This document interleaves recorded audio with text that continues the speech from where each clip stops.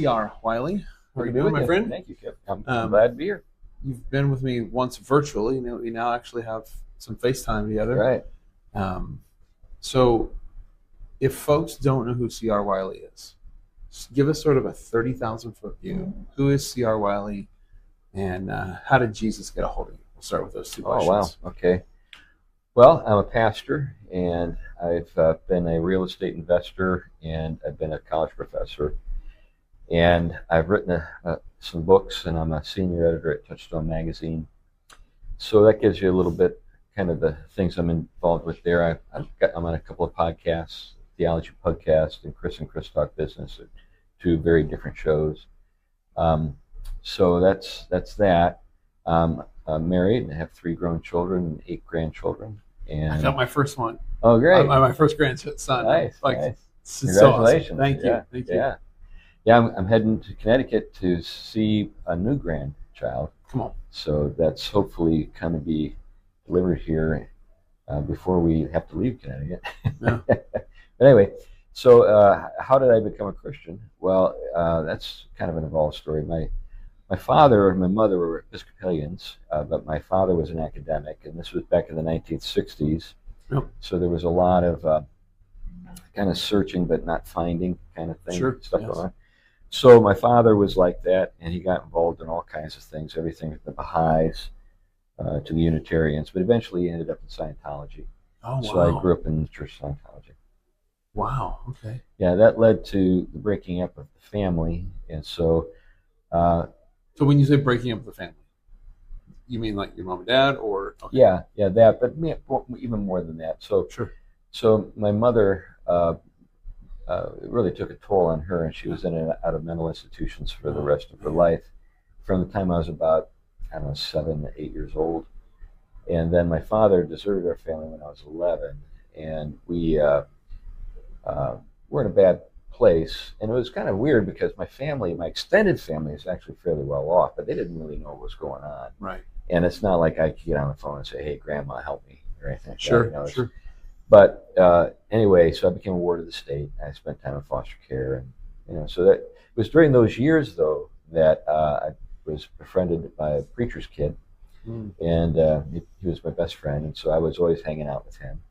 And he had to go to church, so I went to church. Yeah, that was it. And so I overheard the gospel that way, and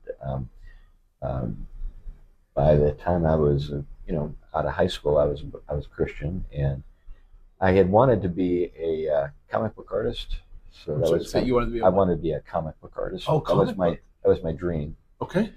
So I'd been to art schools and stuff. In my extended family, there are a number of artists, so it's not. It wasn't like an unusual thing. It was sort of like an expected thing. But anyway, that was something that was a real kind of struggle for me in terms of whether or not I should pursue that calling. I'm today very glad I didn't, considering what's become of that world. Right, sure. But nevertheless, I ended up going to college and studying for ministry. So that's how that. What college? Well, it doesn't exist anymore. It's Okay. one of those schools that got shut down. It was Eastern Nazarene College in Boston. Yeah. So and that's where I taught for a while. Today it doesn't exist because, like a lot of schools, the challenges of the contemporary environment for colleges is pretty rough. Yeah. And anyway, so it went under. But I enjoyed my years there. It was a really marvelous experience and important period of my life, and that's where I met my wife. There we go. Yep. That's the diamond in the rough there. Oh yeah, really very very blessed. She's Yes. a great woman. Yeah. That's great. So you met there in school. How'd you guys? How long did you guys date? We dated through college, so I started dating her in my freshman year, and we just, liked each other a lot. That's always a good thing. That's right. That's one of the things my dad used to have when he was pastoring. Sometimes I'd do anniversaries. He'd look at the couple and say, "Is he or she your best friend? Is he your best friend?" And they'd always go, "Well, yeah." And so that's sure. Yeah, so we were married right after graduating. So we graduated in May, and we were married in October. That's awesome. That's awesome. Hello, my friends. Wanted to come to you really quick and talk about one of our amazing sponsors, Revo Financial.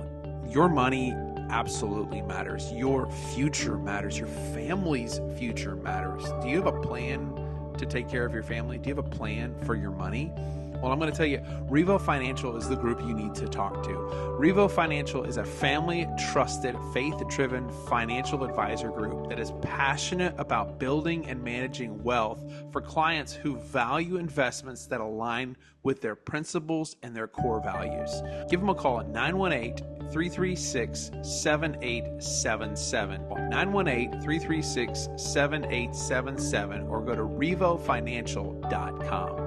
Every organization faces threats, digital, strategic, human, but your team doesn't have to face it alone. At the Nine Minds Group, we blend elite cybersecurity expertise with practical business strategy to protect what matters most: your data, your people, and your reputation. We partner with you to assess risk, strengthen defenses, and build a secure foundation for growth, because your smart security isn't just technology, it's peace of mind. Working with Nine Minds, they bring high quality technical resources to bear.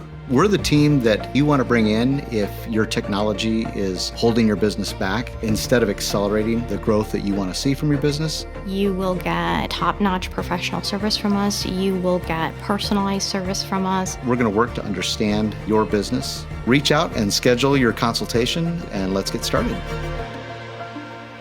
Visit the9minds.com. That's THENINEMINDS.com. The9minds.com. Hey, my friends, if you're passing through Copan, Oklahoma, make sure and stop by Copan Restaurant and Truck Stop. It's a place for great food, hot coffee, and friendly faces that make you feel right at home.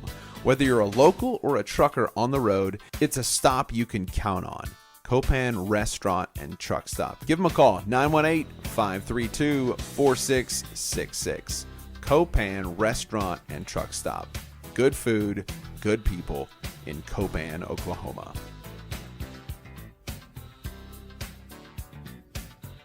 So we're at this business conference. I've heard a ton about AI since I've been here. I mean, there's been a ton of stuff. What's your knee-jerk reaction to AI? Well, I think it's a very powerful technology that has many remarkable and almost miraculous applications. Mm-hmm. So I think that that's exactly right. That's also why it's a very dangerous technology and can be misused in almost any way you can imagine. Sure. So it's a general purpose technology. So I just finished writing a book on the subject, and it's going to be out hopefully this summer. But because it's general purpose technology, it's not like a loom. Like when people think about like the tech, sort of like the Industrial Revolution and Luddites and stuff like that. Mm-hmm. Well, they were angry about a loom, a mechanical, weaving machine, and it was basically a single purpose machine. The problem that we're dealing with regard to AI, or the challenge, I should say, is that it's a general purpose technology that simulates intelligence and is quite capable at doing things that human beings can't do. Sure. So it's faster. It can remember a lot more. And, it's got all those things going for it. And it can simulate, even, basically a human personality. Right. Like when you have a chatbot conversation, right? Yep.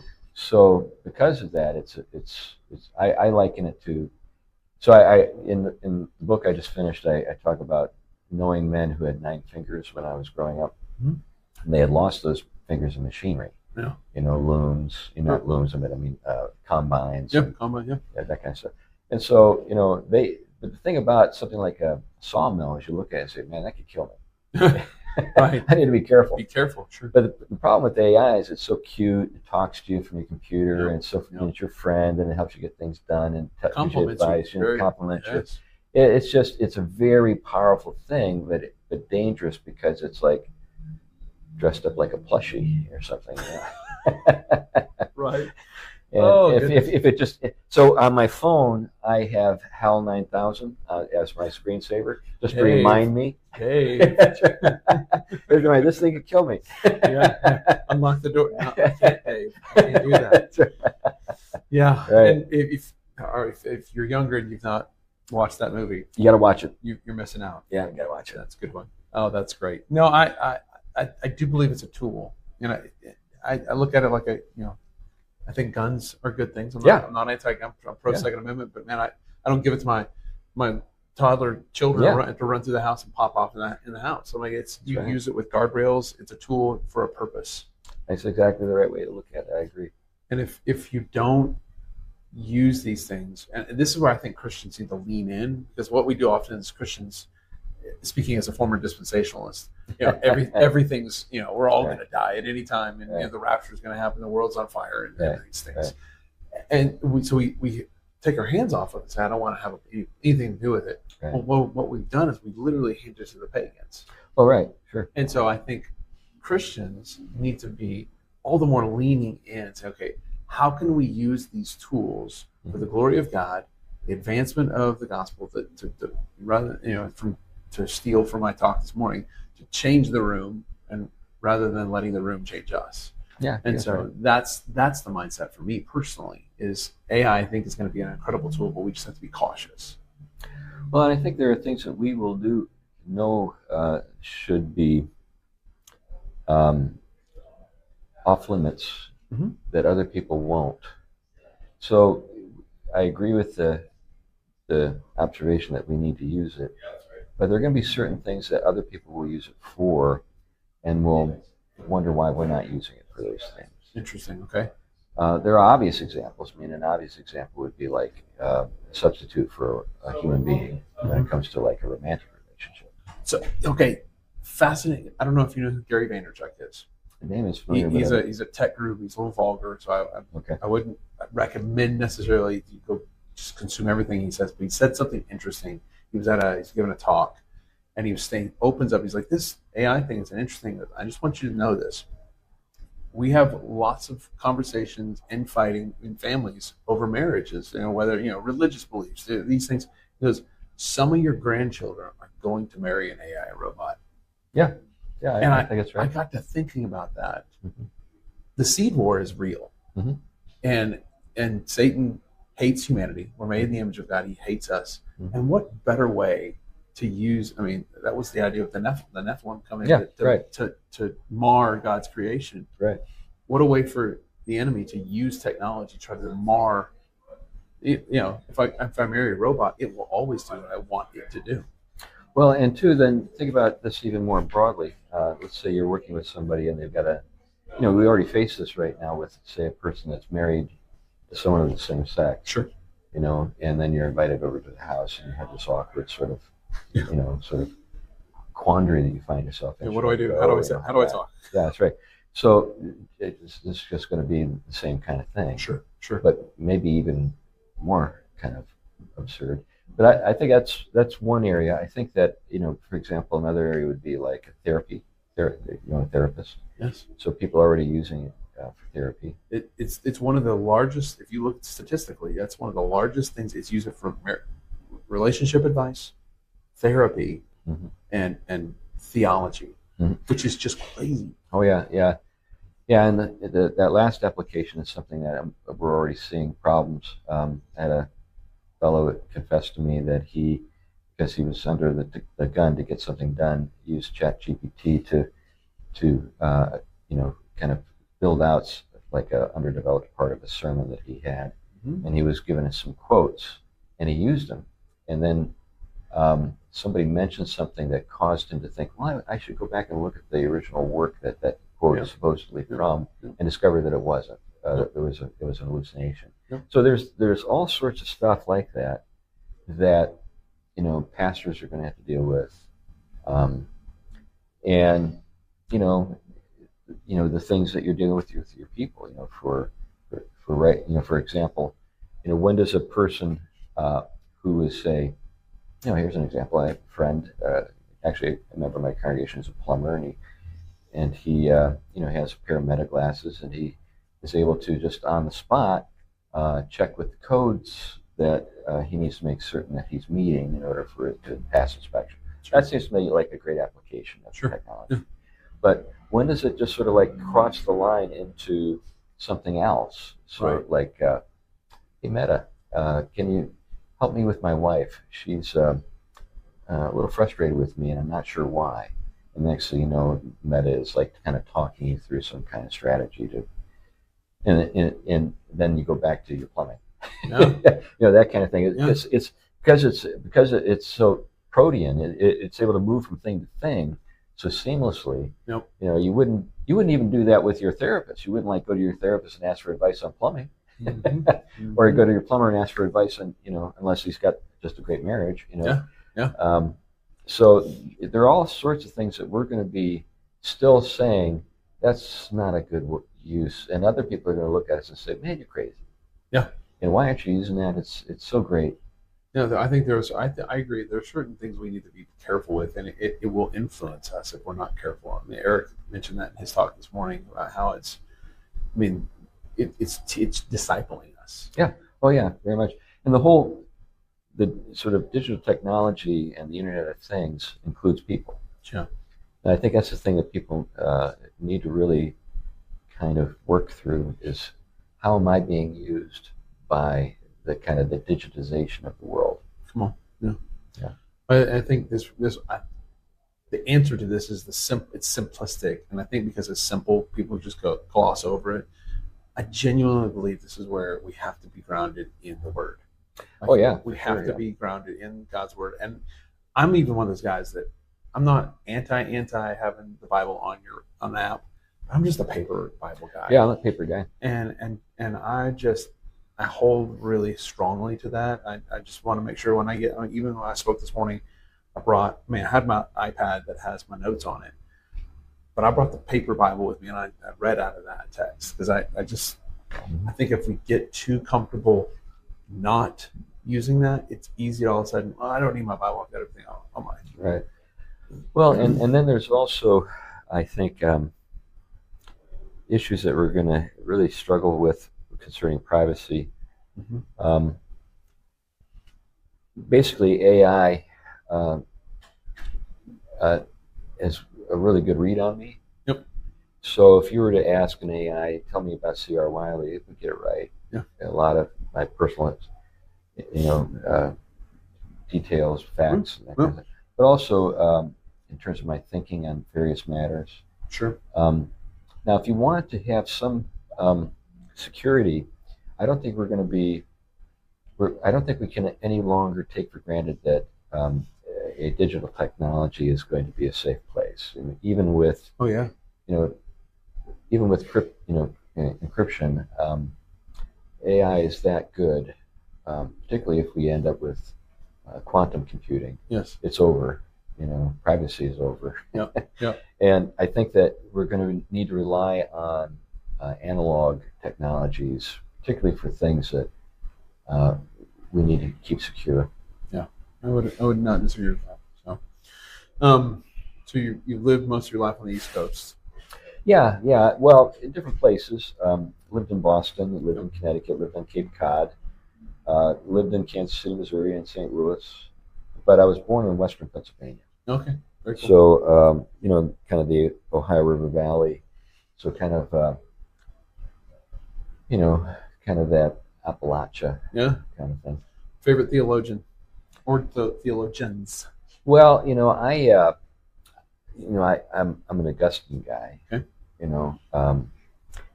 You probably heard the joke or the observation. I think it was Alfred North Whitehead who said that history of philosophy is nothing but footnotes to Plato.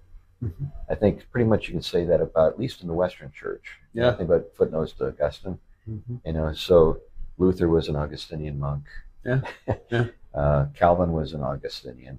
Well, yeah. It was that Thomas guy, the Aquinas guy, that introduced some things that precipitated the Reformation. There you go.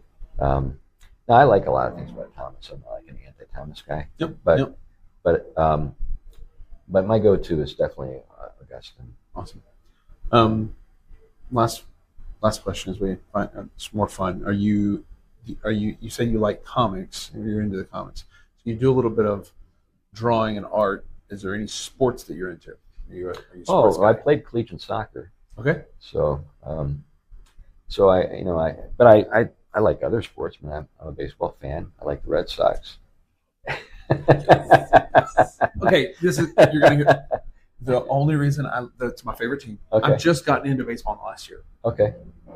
My favorite team is the Red Sox, and the only reason is because I love their hats. That's it. That's it. I couldn't tell you that. Well, they have a classic hat. I love their hats. I have one. Like I wear it all the time. It's one of my favorites. Yeah. Well, as a kid, I was in St. Louis, and St. Louis is a big baseball city. It's my brother-in-law's favorite. Oh, okay. Cardinals. Yeah. Well, they're the second most winning team in the history of the game, behind the Yankees, of course. But I grew up, in the Lou Brock and Bob Gibson era, and so I loved the Cardinals then. But when I moved out of St. Louis, I just didn't have that emotional connection to them anymore. But then when I got to Boston, I was initially kind of standoffish, but those are the kind of the glory years of the Yankee sort of like Red Sox, sort of like break the curse kind of thing. Yes. And it really is a thing in that part of the country. I don't know if you're familiar with that area. Oh, yeah. Okay. Sure. But yeah, I mean, it's just like everybody's either a Red Sox or Yankees fan. That's it. Those are the only two. That's right. That's right. There's only two. What about the Mets? No, nope. That's right. Jerry Seinfeld's a Mets fan. You have to be kind of freaky like that. Yeah, exactly. Well, Brother Wiley, it's been great to get some FaceTime with you and be just with to be able to fellowship with you for a minute, and enjoyed your talk. So, well, thanks. Thanks for all the things you're doing, man. Well, I appreciate it. Yes, sir. Yeah. Thanks for having me.